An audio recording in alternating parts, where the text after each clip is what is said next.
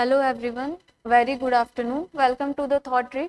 We are here with the Hindu analysis for today. Our prelims question of the day is, which among the following is the most likely step to be taken by the government during inflation? मतलब fiscal policy, fiscal policy क्या होती है आप लोगों को पता होगा. कल हमारे चैनल पे वीडियो भी अपलोड हुआ है मॉनेटरी पॉलिसी का, फिजिकल पॉलिसी का. I have already explained you in detail. तो इनमें से क्या मोस्ट लाइकली है ना, mind this word, most likely क्या स्टेप होगा गवर्नमेंट लेगी ड्यूरिंग इन्फ्लेशन, इन्फ्लेशन के टाइम पे. First is increase expenditure, expenditure increase करेगी. Increase expenditure and tax rates, tax rates को भी इंक्रीज करेगी और एक्सपेंडिचर को भी इंक्रीज करेगी. Decrease expenditure and increase tax rates, expenditure कम करेगी और टैक्स रेट इंक्रीज करेगी. Increase expenditure and decrease tax rate, या फिर एक्सपेंडिचर को तो इंक्रीज करेगी और टैक्स रेट को डिक्रीज करेगी. तो इन चारों में से आपको बताना है which would be the most likely combination. ऐसे क्वेश्चंस आजकल प्री में काफी देखने को मिल रहे हैं. ठीक है, our first news is AVGC sector.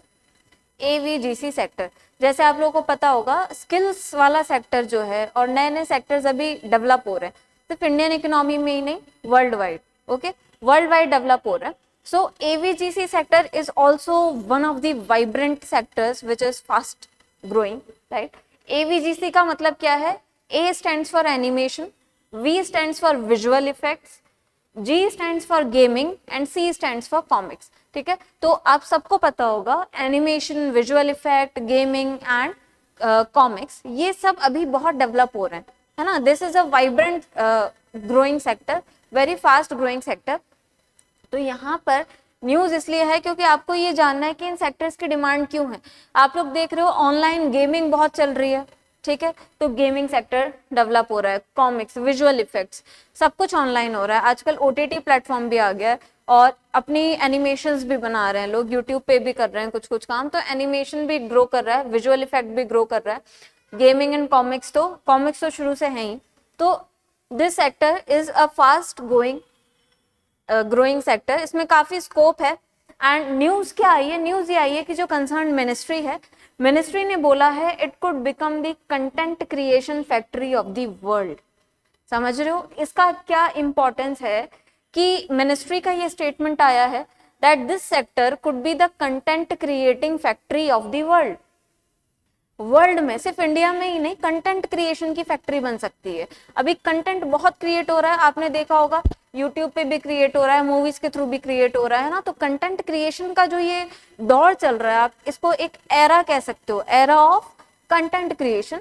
तो इस एरा ऑफ कंटेंट क्रिएशन में this AVGC sector is growing, it is contributing very fast and it is expected कि ये जो सेक्टर है ये आगे जाके और कंट्रीब्यूट इसमें करेगा. It could become the content creating factory of the world. Factory जहां मास प्रोडक्शन होता है, इसका मतलब इस कंटेंट क्रिएशन का मास प्रोडक्शन आगे हो सकता है. So this is in news. Yes, now very interesting news.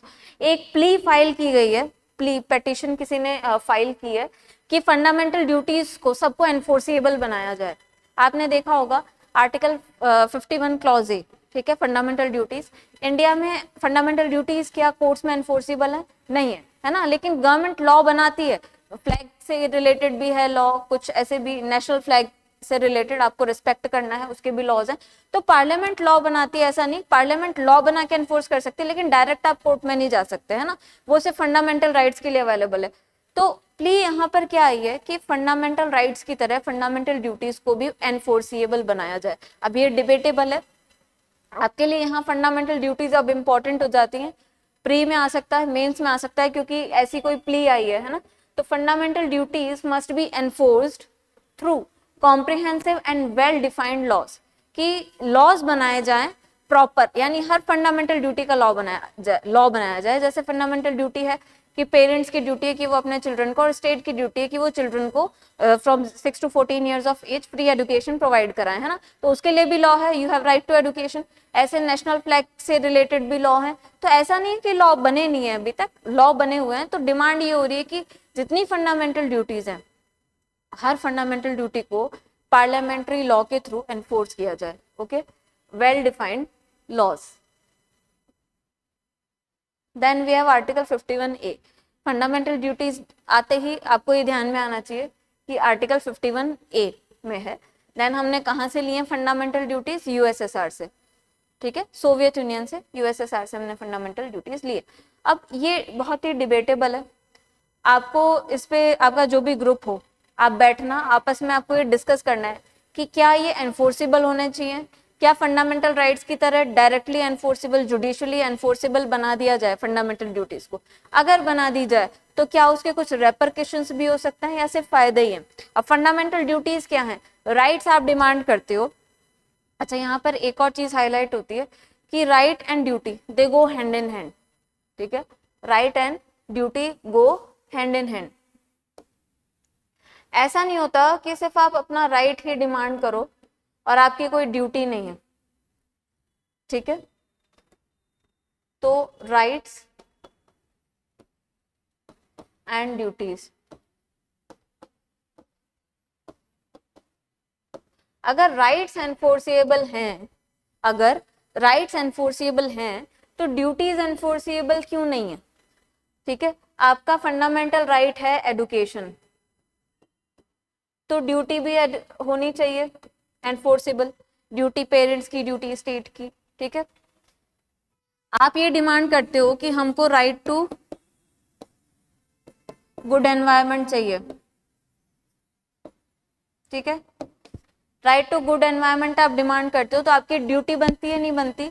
अगर आप सिर्फ राइट डिमांड करोगे तो कोई चीज तो है नहीं कि गवर्नमेंट आपको किसी डब्बे में से निकाल के दे देगी, ये लो आपका गुड एनवायरनमेंट, है ना? आपको उसके लिए एनवायरनमेंट अच्छा बनाना पड़ेगा. तो ये आपकी कलेक्टिव रिस्पॉन्सिबिलिटी है. तो why is it not enforceable? अगर आप ड्यूटीज एनफोर्सेबल होंगी तो आपको अपने आप आपके राइट्स मिल जाएंगे. आपको अपनी ड्यूटी परफॉर्म करनी है, देन राइट की डिमांड करनी है. तो आप ऐसा नहीं, ये एथिकल चीज भी है, तो आप एथिक्स में या ऐसे में भी लिख सकते हो, rights and duties they are interwoven, they go hand in hand. ठीक है, राइट्स और duties are not isolated, they are not polar parts, but they are the two sides of the coin कॉइन. ठीक है, अगर आपको राइट चाहिए तो आपको ड्यूटीज परफॉर्म करनी पड़ेंगी. आप बोलते हो कि आपको अच्छा एनवायरनमेंट चाहिए, एक तरफ आप कचरा फैला रहे हो, आप कर तो पोल्यूशन रहे हो, आपकी ड्यूटी क्या है? पोल्यूशन ना करना. अगर आप पोल्यूशन नहीं करते तो आप डिमांड कर सकते हो कि हमारा राइट टू क्लीन एनवायरनमेंट है, आर्टिकल 21. ठीक है, लेकिन आप पोल्यूशन कर रहे हो तो हाउ कुड यू डिमांड कि ये हमारा फंडामेंटल राइट होना चाहिए? कौन एनफोर्स करेगा? सराउंडिंग गवर्नमेंट तो चेंज कर नहीं सकती रातों रात. कोई भी पॉलिटिकल पार्टी आ जाए, क्या वो सराउंडिंग एकदम चेंज कर देंगे? आप पोल्यूशन करते जाओ और वो आपको क्लीन एनवायरनमेंट दे देंगे, कैसे पॉसिबल, कैसे होगा, है ना?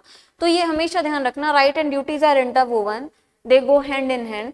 You have to perform your duties if you want your rights.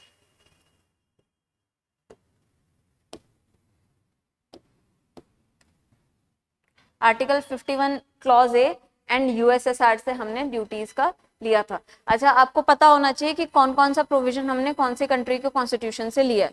ठीक है, ये भी इंपॉर्टेंट है. अब आ जाते हैं क्वाड पे. क्वाड भी हमने काफी बार डिस्कस किया है. Quad is what? Quadrilateral Security Dialogue. Quadrilateral Security Dialogue. तो क्वाड बेसिकली एक सिक्योरिटी डायलॉग है. ठीक है, जनरली क्या होता है, अलग अलग टाइप की ऑर्गेनाइजेशंस होती हैं. जैसे कुछ होती हैं इकोनॉमिक ऑर्गेनाइजेशंस, है ना, कुछ होती हैं पॉलिटिकल ऑर्गेनाइजेशन, कुछ होती हैं कल्चरल ऑर्गेनाइजेशंस. आपको ये ध्यान रखना है कि क्वाड इनमें से कोई सा भी नहीं. क्वाड क्या है? सिक्योरिटी के लिए बनाया गया, पर्टिकुलरली सिक्योरिटी डायलॉग है. सिक्योरिटी पर्पस के लिए बनाया गया है क्वाड.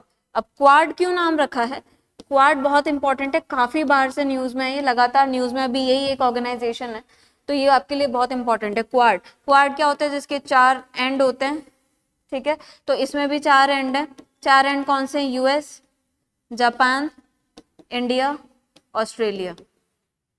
ठीक है, यूएस, जापान, इंडिया, ऑस्ट्रेलिया, ये 4 कंट्रीज के बीच में सिक्योरिटी डायलॉग है।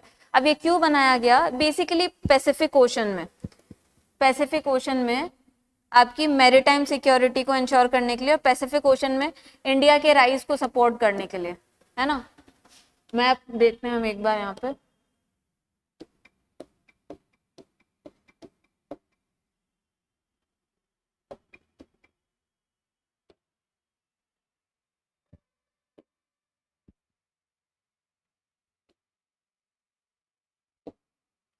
अब यहाँ आप देख सकते हो, ये जो पैसिफिक ओशन है, ऑस्ट्रेलिया आ गया, अमेरिका आ गया, इंडिया का भी इंटरेस्ट है और चाइना का भी है, ठीक है। इस रीजन में चाइना कॉन्टिन्यूसली अपनी जो पॉलिसी एक्सपेंशन की वो बढ़ाया जा रहा है।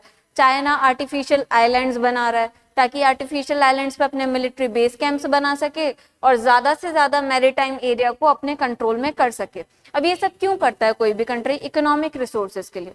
अगर इकोनॉमिक रिसोर्सेज का वहां कोई प्रॉफिट नहीं दिख रहा तो कोई भी कंट्री इतनी रिस्क नहीं लेता, ठीक है। अब ओशन में क्या है, आपने गैस हाइड्रेट्स का नाम सुना होगा। गैस हाइड्रेट्स,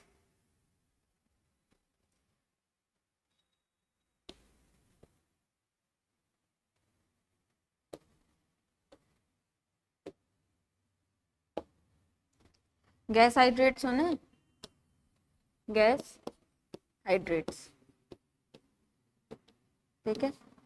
ओशन का जो बेड होता है, ओशन बेड, गैस हाइड्रेट्स ऐसे कुछ ट्रैप्स बने हुए होते हैं ना, इसमें मीथेन ट्रैप्ड होती है, ठीक है। ये आपको पोलर रीजन में भी मिलेंगे। आइस कैप्स होती है ना, आइस कैप्स के नीचे भी मिलते हैं और ओशन के बेड में भी मिलते हैं। तो ओशन के बेड में काफी मिलते हैं और मीथेन बहुत यूजफुल है, और भी गैसेस यहाँ पे मिलती हैं, ठीक है। तो इनको एक्सट्रैक्ट करने के लिए अब ये सब किस में काम आएंगी? एनर्जी डेवलप करने में, जनरेट करने में, ठीक है। तो गैस हाइड्रेट्स के लिए। और ये कहाँ मिलते हैं गैस हाइड्रेट्स? ओशन में मिलते हैं, परमाफ्रॉस्ट रीजन में मिलते हैं। परमाफ्रॉस्ट रीजन किसको बोलते हैं? परमाफ्रॉस्ट, जहाँ परमानेंट आइस होती है, ठीक है, परमाफ्रॉस्ट। तो किसी भी कंट्री का अपना इकोनॉमिक इंटरेस्ट होता है, तभी वो ऐसे कुछ एक्सपेंशनरी पॉलिसी अपनाता है। अब चाइना तो थम ही नहीं रहा है, चाइना तो ग्रो करे ही जा रहा है, हमको ये भी चाहिए वो भी चाहिए, है ना। तो चाइना ब्लैटेंट एक्सपेंशनरी पॉलिसी, मतलब जहां दिख रहा है वहां उसको अपना बोल रहा है, ओके। तो इस रीजन में बेसिकली अब सबका इंटरेस्ट है, इंडिया का भी होगा, यूएस का भी होगा, जो फास्टेस्ट डेवलपिंग कंट्रीज हैं, डेवलप्ड कंट्रीज हैं, उन सबका इंटरेस्ट होगा, इमर्जिंग इकोनॉमीज का होगा, क्योंकि इकोनॉमिक रिसोर्सेज सबको चाहिए डेवलप करने के लिए, डेवलपमेंट के लिए रिसोर्सेज चाहिए। चाइना से कंपटीशन है, तो इन लोगों ने अपना एक ग्रुप बना रखा है। यहाँ पर मैरीटाइम सिक्योरिटी की बात होगी कि चाइना अपना जो है ये ना करे, है ना, कॉलोनियलाइज नहीं करे हर जगह को, तो उसके लिए चाइना डिसरिगार्ड। अच्छा, आज न्यूज में क्या था, बार बार क्वाड में क्या डिस्कस किया जा रहा है? क्वाड में अभी रिसेंटली मीटिंग हुई थी, तो क्वाड में बार बार डिस्कस ये किया जा रहा है कि चाइना का जो डिसरिगार्ड है toward written agreements is the reason of frequent LAC violations। अब लाइन ऑफ एक्चुअल कंट्रोल जो है, ठीक है, जो डिमार्केट करती है दोनों की बाउंड्रीज को, तो चाइना उसको बार बार डिसरिगार्ड कर रहा है, जबकि इंटरनेशनल एग्रीमेंट्स हैं जो डिसाइड करते हैं कि आपको कहाँ तक आपकी टेरिटोरियल वाटर्स होंगे, टेरिटोरियल वाटर्स होंगे, कहाँ तक आपकी लैंड बाउंड्री होगी, कहाँ तक आपकी वाटर की बाउंड्री होगी। आपने पढ़ा होगा 12 नॉटिकल माइल्स, फिर 22 नॉटिकल माइल्स, 24 नॉटिकल माइल्स, ऐसे करके। तो वो क्या है? वो टेरिटोरियल वाटर्स हैं जिनको यूएन क्लॉज, जो यूएन कन्वेंशन है ऑन लॉ ऑफ सीज, वो एडमिनिस्टर करता है, रेगुलेट करता है। तो ऐसे we have international rules, we have international agreements, लेकिन चाइना उनको डिसरिगार्ड कर रहा है। So this is the main topic of discussion, China's disregard toward written agreements in the region, region है ये, region of frequent, is the region ये region of frequent LAC violations. तो frequent LAC violations जो हमको देखने को मिल रहे हैं, इंडिया चाइना का border dispute is a very very dynamic issue, ठीक है। आए दिन कुछ ना कुछ डिस्प्यूट होता है, हमारा काफी जो है मैन पावर, फाइनेंस, बहुत कुछ उसमें जा रहा है ना। तो LAC वायलेशन जो फ्रीक्वेंट हो रहे हैं वो किसकी वजह से हो रहे हैं? हम ये नहीं कह सकते कि हमारे पास लॉज नहीं है, यहाँ पर एक बात समझना, हम ये नहीं कह सकते कि हमारे पास लॉज नहीं है, लॉज हमारे पास हैं, लेकिन चाइना उनको फ्रीक्वेंटली डिसरिगार्ड कर रहा है। This is the main issue. Then it is pursuing blatant violation of international law. Blatant यानी सीधा सीधा, कोई मतलब ही नहीं है, कोई इंटरनेशनल लॉ बना हुआ है कि सी में आपकी टेरिटरी यहाँ तक होगी, यहाँ तक आप अपने हिसाब से माइनिंग कर सकते हो, रिसोर्स एक्सट्रैक्ट कर सकते हो, उसके बियॉन्ड आपको परमिशन लेनी होगी, या कोई भी शिप जा रहा है आपके टेरिटोरियल वाटर से तो उसको आपसे परमिशन लेनी होगी, ये सब यूएन क्लॉज रेगुलेट करता है ना। तो it is pursuing blatant violation of international law, लेकिन ये तो इंटरनेशनल लॉ को कुछ मान ही नहीं रहा as a part of Chinese expansionism.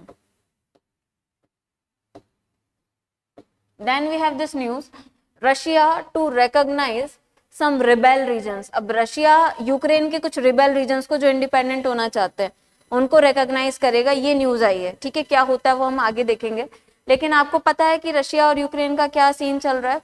NATO के साथ रशिया का डिस्प्यूट भी चल रहा है, यूक्रेन में कुछ रीजन है जो इंडिपेंडेंट होना चाहते हैं, है ना, और वो रिबेल रीजन है। रिबेल रीजन, रिबेल्स किनको बोलते हैं, जो रिबेल कर रहे हैं, रशिया का पार्ट बनना नहीं चाहते, राइट।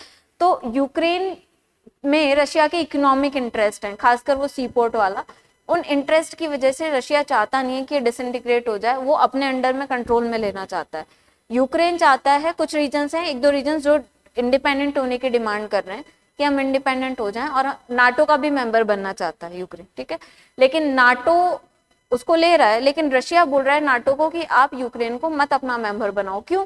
क्योंकि रशिया को डर लग रहा है ना कि रशिया अगर यूक्रेन को ले लिया नाटो ने, तो यूक्रेन पे अगर अटैक करता है इन केस, है ना, तो नाटो के सारे मेंबर्स मिलकर रिटेलिएट करेंगे, क्योंकि नाटो का आर्टिकल 5 कहता है कि एक पे भी अटैक सब पे अटैक माना जाएगा। ओके, सो ये न्यूज तो काफी बार हमने डिस्कस की है अपने एनालिसिस में।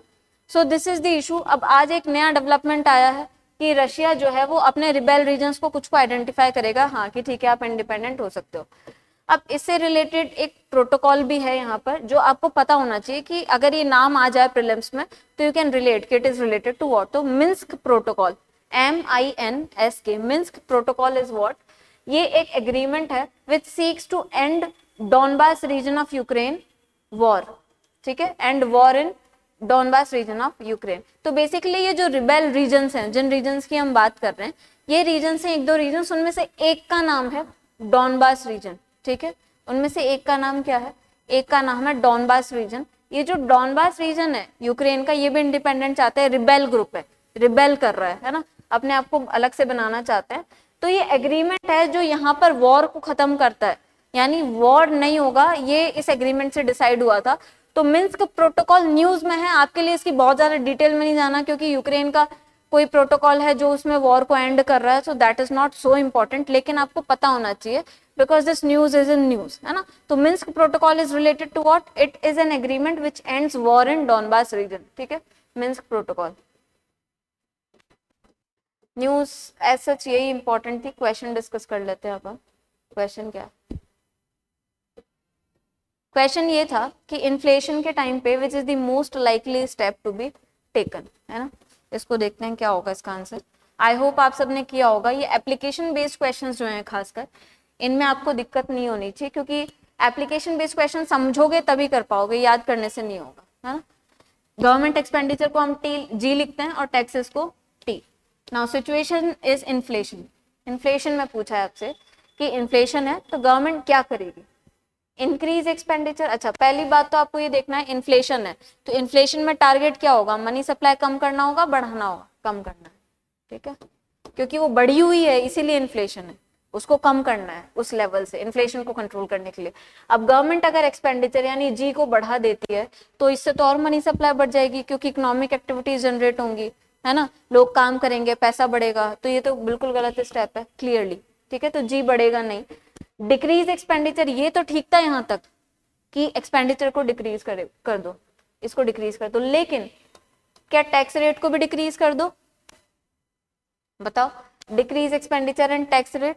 टैक्स रेट अगर कम कर दी तो डिस्पोजेबल इनकम ज्यादा बचेगी, है ना। अगर आपकी इनकम का ज्यादातर पार्ट टैक्स में चला जाता है तो आपके पास खर्च करने के लिए कम बचता है, आप कम खर्च करोगे।